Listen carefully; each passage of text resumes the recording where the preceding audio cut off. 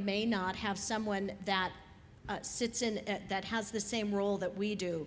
We go under various titles. So you're the visual and performing arts specialist. I'm the arts consultant, but I'm a full-time employee. I'm not just on contract. I'm a state employee. So we call ourselves just generically state directors of arts education, and we cover dance, music, theater, visual arts, and sometimes media arts.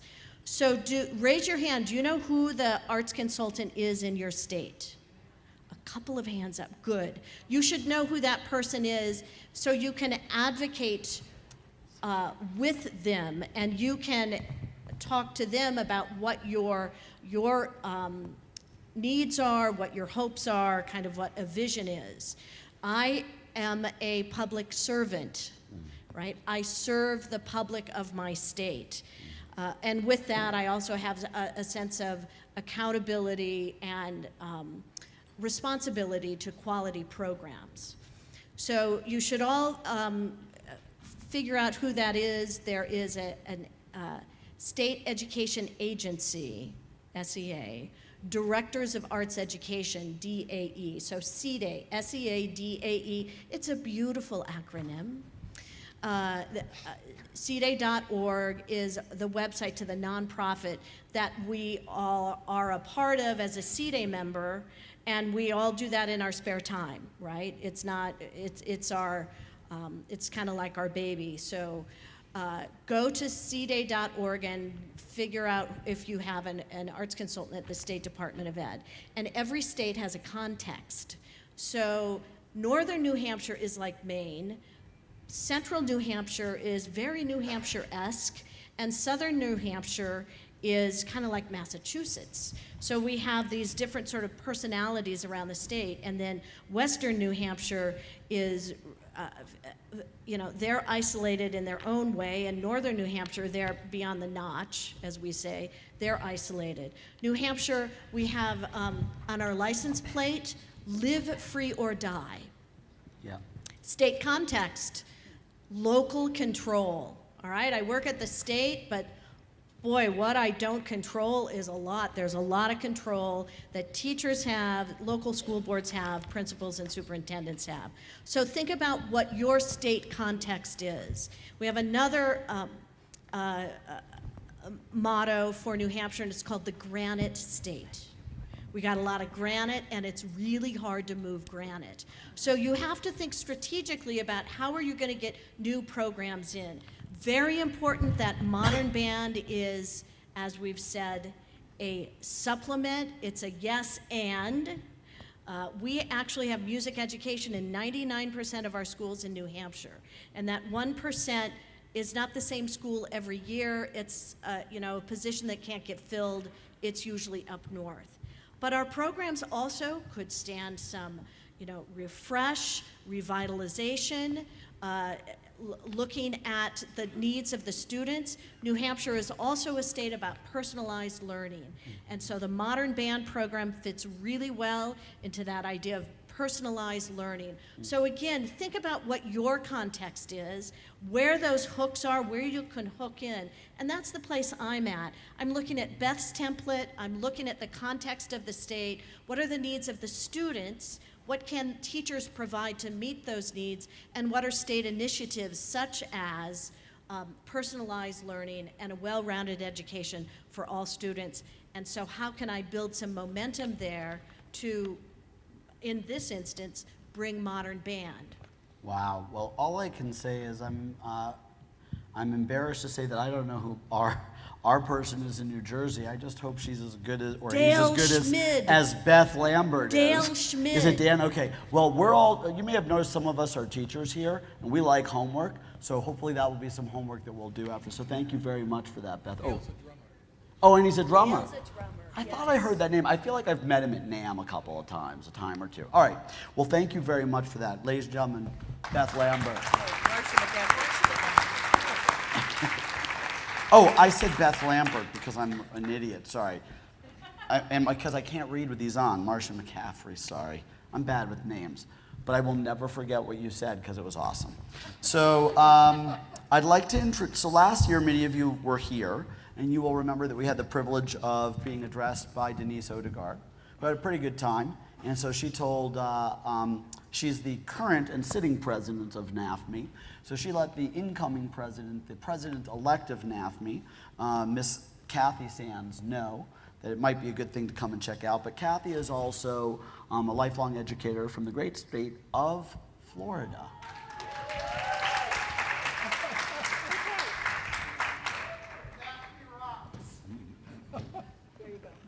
Is that on? Or maybe if someone else is on? It's on? Okay, It's on? yeah, there you go. Sorry. Okay, so I am from the state of Florida, and as they're speaking, I've been up here filtering a lot as to what I was going to say. Because in the great state of Florida, we have sand, a lot of sand. You have granite, we have a lot of sand, and we have people in our state capitol whose head is in that sand. That's so unusual. So when Ryan first asked me would I come up on this panel, I said, oh, you do not want me up there. Because we don't have what some of the other states have. We have a very interesting, and I'm filtering, a very interesting governor. I do know very well I know the Commissioner of Education. I also know the person in the State Department who will quickly tell you she's not allowed to talk.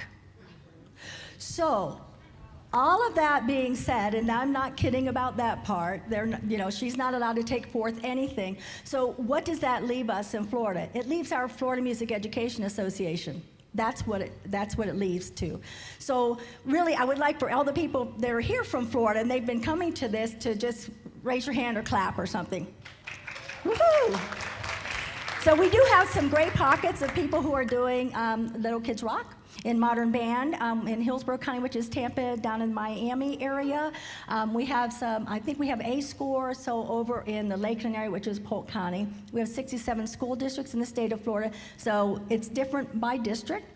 That being said, because of the Florida Music Education Association is strong, and yes, that is a plug. I'm the executive director of that, and before that, though, I was a district supervisor in the school district, Pasco County, for 30 years.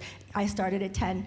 And so that being said, I'm a policy person, very much a policy person, and so I've been talking to Melanie Faulkner, who is the supervisor in Hillsborough County for elementary, and she has there's 14 people here from that school district, including the supervisor, and so we were talking about this. One of the things we can't determine is where are the modern band programs in the state of Florida, because there's no such course, there's nothing named that.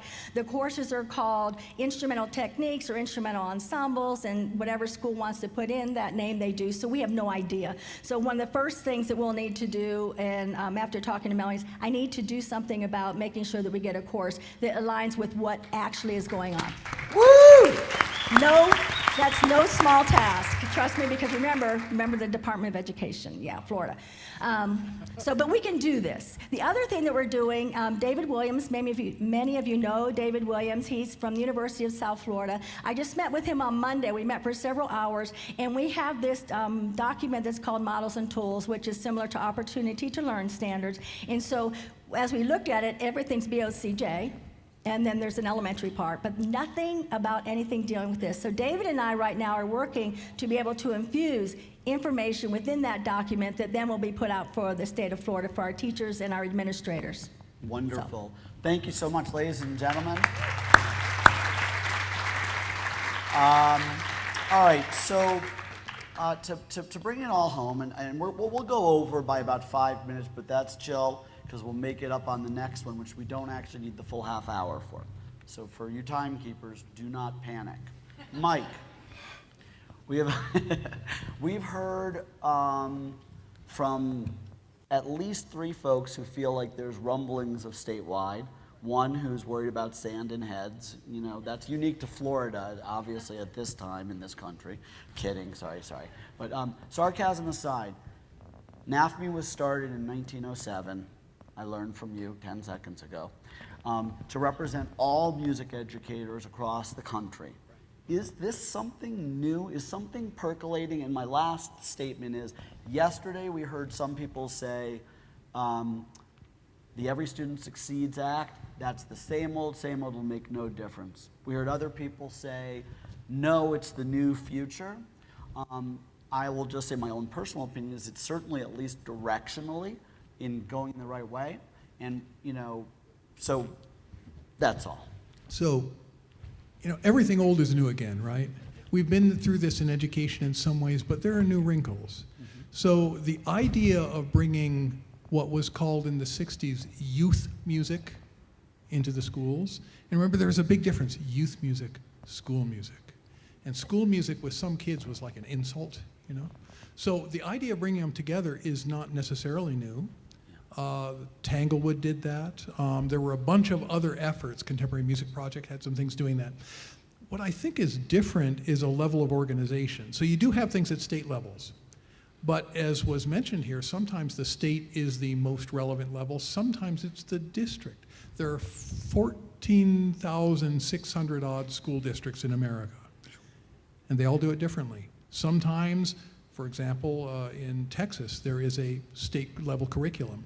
In some states, there is no state-level curriculum. It's all up to the local district. Sometimes it's up to the local school. What I think is different in a way is a level of organization and an attempt to try and make it recognized in terms of what our national standards are. Because now, ever since 1994, we have a context for standards. So we can talk about what represents a quality music education in any given state. And I think that this gathering and others like it are really moving it forward. Something like 20 years ago, not to go into too ancient history, I was editor of the Music Educators Journal, and we did a special focus on popular music, as we called it then, in the curriculum. And we had articles in there on popular music in band, popular music in chorus, popular music and so forth. And it was forward-looking, but I think it was kind of fringe. It was sort of like, this is kind of what we should be doing. And I do remember that in the popular music in the choral program, the big example they gave, and this was 20 years ago, not 50 years ago. The big example they used of popular music was to do the music of Fred Waring and the Philadelphians. So I think that right now we're trying to move a little bit beyond that. The idea of having a way where people can come together, share ideas, have an explicit or a guiding curriculum, have preparation in terms of developing your chops, building on your chops as a music educator to deal with this new form is really key. Because here's another thing. Suppose you have a principal, suppose you have site-based management, and the principal says, yeah, I'd like to have something, I'd like to do, rock or whatever in our classroom, but here's my problem. If I invest in that, and I outfit a room, and we have all the instruments and so forth, and I have this bright young teacher who's really good at it, and he or she then leaves. Maybe they leave for the greener pastures of the suburbs or whatever. What am I going to do? How am I going to have a cadre of people I can depend on to hire? So that's why a gathering like this and the idea of all these teachers being interested in expanding their abilities, building on the abilities of being a great band, orchestra, chorus, jazz band teacher is so key. Thank you so much for that. Anything that's one person deep is seriously at risk. So in honor of that, would the college and university professors in the room make a little noise? Takes them a while to wake up. With the no, I'm kidding. That was good.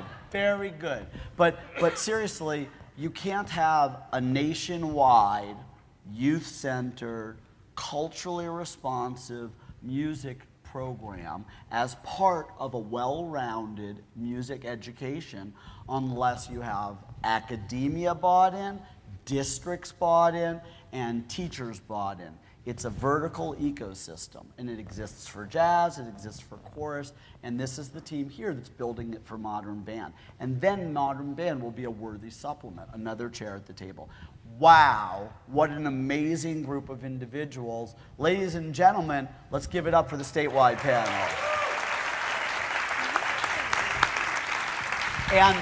And so I'm not, how do I say this? I'm not unceremoniously booting you off the stage. We can take a hit. And because I am really into pretty good timekeeping, we're now 7 minutes over.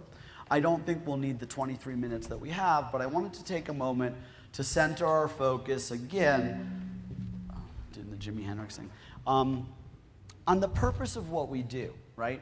I like Spanish, not just because I speak it, but it's interesting, you know, in Spanish, it's like, you know, libro verde. It's a green book, right? But book comes first. What's most important about it? It's a book, and it happens to be green. So music teacher in Spanish, right? Maestro de música. I'm a teacher of music. We come into teaching to change lives. So, and our tool is music. So the quote that I'd like to share with you before we call our next panelists up, it's a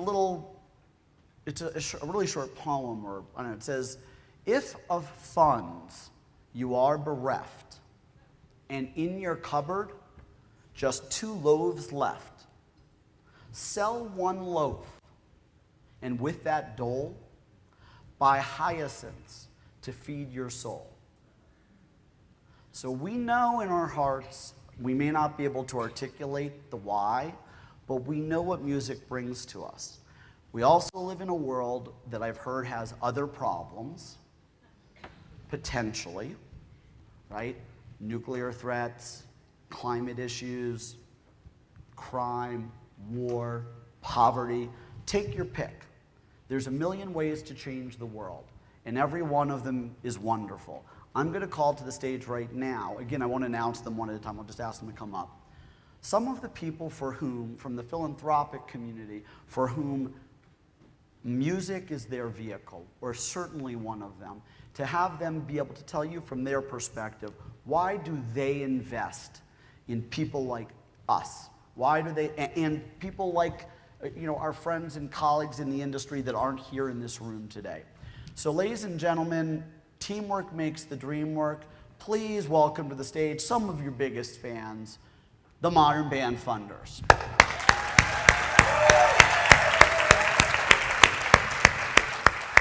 Boom.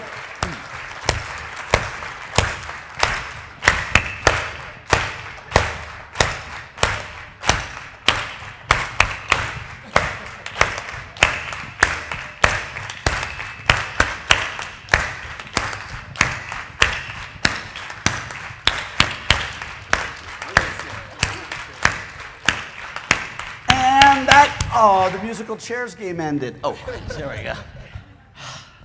Okay. So, the people sitting on this stage have invested literally millions and millions of dollars into music education in many forms, not only to modern band teachers or little kids rock teachers, but to people who work with incarcerated youth, to people who are trying to bring music to every child in Music City, also known as Nashville. And it's an honor and a privilege for us to work in partnership with them. So I wanted to ask you, you heard the setup. I will start with home court advantage again. Cheryl loves public speaking as well. She's always hogging that mic. Could you tell us, but I'll just say Bohemian Foundation has very broad philanthropic interests that go beyond music. Why music? Why do you guys invest in it? Music, can you guys hear me? Mic number red, or that's not a number. Red Speaking mic? a lot. So the LKR fits 2 of our program areas and two goals within each of those program areas: to support organizations that help youth thrive and to provide opportunities for youth to express themselves through music. And in addition to that, the public school system, we're big proponents of that and want to do our part to support successful public schools without supplanting, but to supplement what they're already doing. And so when we look at this work, supporting you guys to grow your skills, your confidence, and your community to help support students to express themselves through music is a direct hit on our 2 goal areas. So that's why we do it. Well, thank you for that. And Cheryl, I'm just going to ask you to speak for maybe just another minute. You do a lot more than just invest in modern band. You know, do you guys feel the vibe in the city? You've been to the Old Town? So could you talk about, because music knows no bounds, so that's one place you sprinkle the love. Can you talk about a little more broadly your musical philanthropy? Okay, so we have a music program, and under that program, we have the provide opportunities to help youth express themselves through music. We want to support musicians in the pursuit of their craft, and then provide more live music. And to that end, we're creating in Fort Collins what we call a music ecosystem. So we're supporting the youth in their schools. We've built or helped fund a sound and music lab at our Fort Collins Hands-On Science Museum. We have a 5-building complex that we call the Music District, which is all about supporting musicians and building community through music. And then if you had the opportunity to be at the Armory last night, that's part of our live music components, and we have a venue. So what we want to be able to do is support anybody who's interested in music from the very young age through community who wants to support musicians and the joy of music, all the way up to the professional musician. Beautiful, and so first of all, they're clearly only dabbling because they have a center, they fund schools, they do. Did you mention the festival? They have a we won't go on and on, but I just want you to know, and we could do this for each of these people, their commitment's deep, and I really don't want this to be like, hey, they support modern band. They support the music that changes people's lives in so many ways. And a very touching story for me personally, last night I was giving my daughter a piggyback ride home with 2 other friends, and there was a man who was either homeless or disheveled or wasted or all 3. And he says, and he's playing this painted piano. And he says, hey, man. And I'm like, oh, God. Hey, man. And I'm like, okay, I'm sorry. Like, maybe I have a buck. Yeah, hey, can you tell me what the notes are on this piano? I'm not kidding you. This was like when we went to bed last night. So this, this true story. Anyways, so thank you. Let's have a big round of applause for Bohemian Foundation, all they do.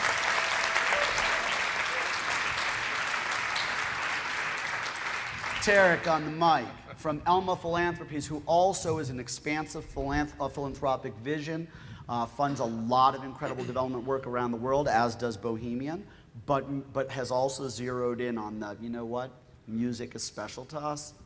Tarek. So music, for me personally, it's the universal language, right? It's the thing that knows no bounds. And through it, we've seen some pretty wonderful things happen in terms of organizations being able to use music as a youth development lever. And that's really where we focus our youth work. We actually have another side of our work that focuses on aging musicians and how to support them throughout their lives. So we work with the Jazz Foundation of America and some other work. But when we look at the music, part of what we've done is we've made it a point not to define what music is, not to define what it sounds like, what it looks like.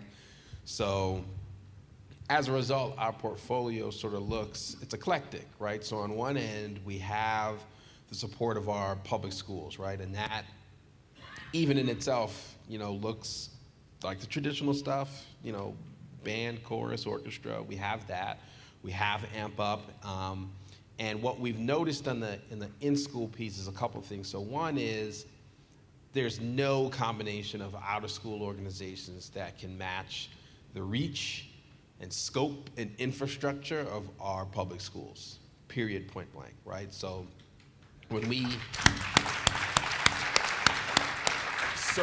think about the opportunity to reach as many young people as possible, the schools is where it's at, right? And then what I think we learned, particularly with working with Little Kids Rock in Berkeley, was that it's youth-centered, but it's not just about the youth, right? We've got to be able to figure out ways to support the adults that do the work and figure out how to treat them like professionals. They're not widgets. They're not folks there just to deliver things and sort of instrument holders. They're really the engines of this work. So really finding ways to support them and their professional and personal endeavors and work with them across their life trajectories is almost equally important as working with the young people.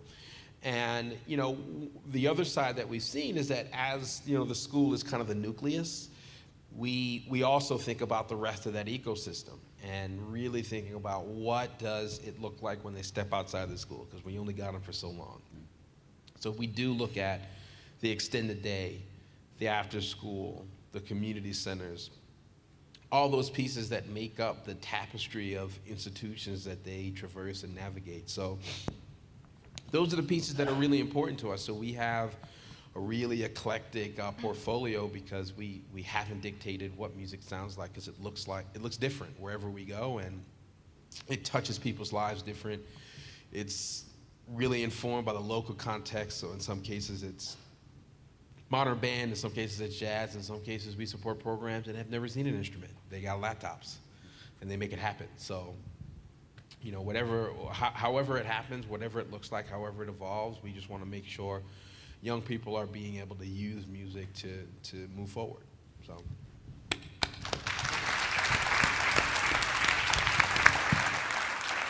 I'd like to pass the mic over symbolically to Tiffany Kearns, who's with the Country Music Association. She works on their, yeah, you can woo.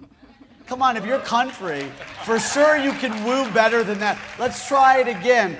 Remember we were singing those country tunes last night? I know you know them. So rewind the tape. So Tiffany Kearns is with the Country Music Association. Oh yeah. I'll cure my ignorance by flaunting it. I know for a fact that they've done tremendous things with Music Makes Us, which is a citywide music initiative. I know they've also funded Modern Band through Little Kids Rock, but you may have other things. But Tiffany, do you want to tell us a little bit about why the CMA is so philanthropic and kind? Yeah, so I think it's twofold. Naturally, I work for a genre that is honestly the most charitable in the business. You know, we are a trade association, so our job is to be a resource for anyone who is pursuing a career in the country music space. As you can imagine, part of our membership are the artists. So 10 years ago, we had a bunch of artists in the room, and we said, if we were to create a foundation, what would be the vision or the mission of that foundation? And the artists all said, let's focus on music and arts education. We are products of it. So it's a really natural, authentic way for us to get into the space. And I should also mention we don't have an agenda other than we just want to do good work, and good work on behalf of you.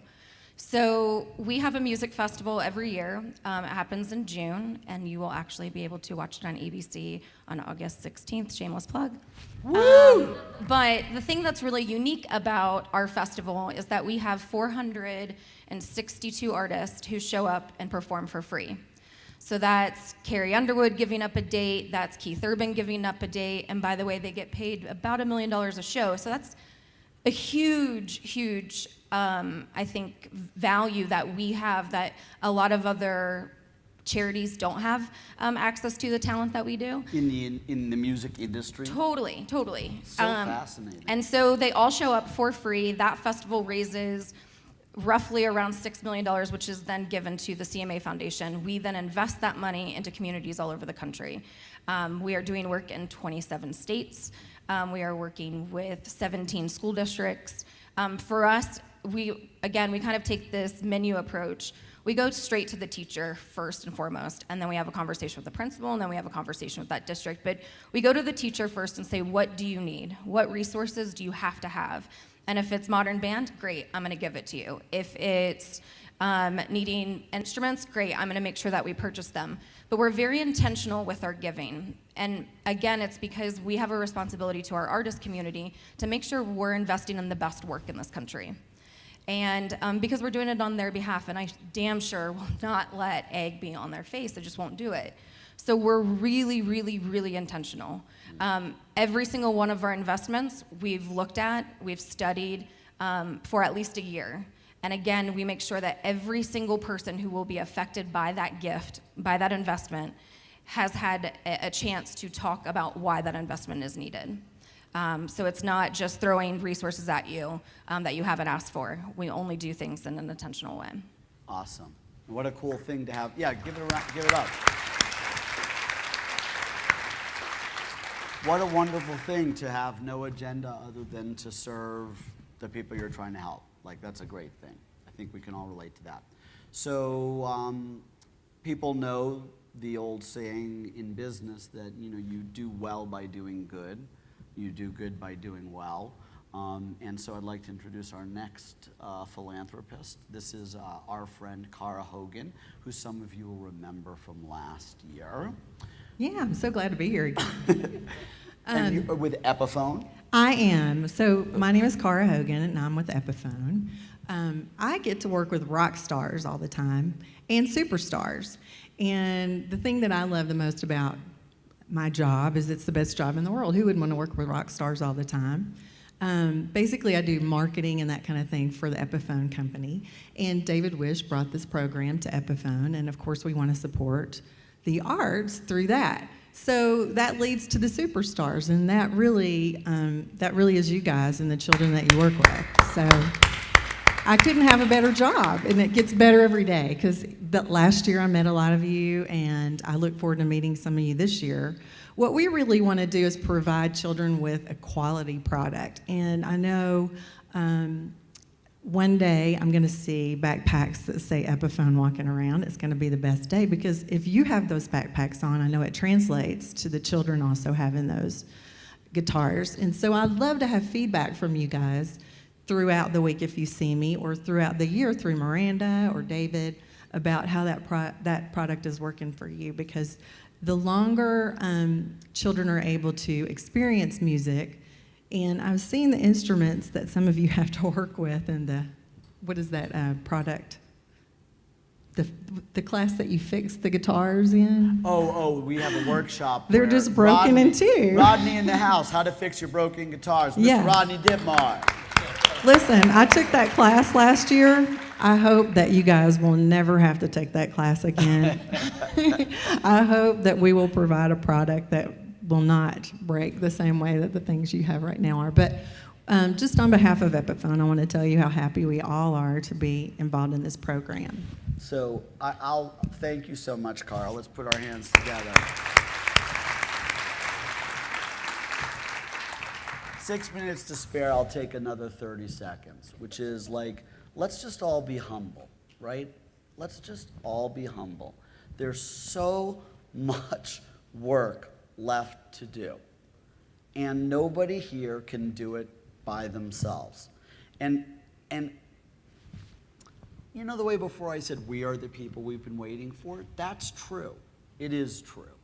But and there can be multiple truths at the same time. So there's a saying I heard, or someone once gave me a wooden nickel. You know the way people say don't take a wooden nickel? But I actually keep this wooden nickel in my wallet.